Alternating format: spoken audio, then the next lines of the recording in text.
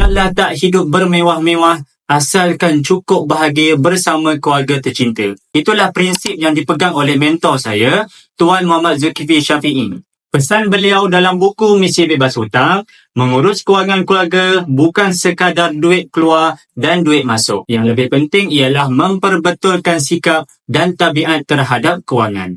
Di luar sana tuan-puan, ramai orang bertungkus lumus cari duit pagi, petang, siang dan malam, memperluaskan pintu masuk iaitu pendapatan. Tetapi mereka terlupa untuk mengurus pintu keluar iaitu perbelanjaan. Akhirnya, kaya pun tidak, senang pun tidak. Pendapatan bertambah, hutang pun turut bertambah. Jadi, beliau menyarankan supaya menjadikan emas sebagai simpanan dengan tujuan untuk mengawal kebocoran simpanan duit.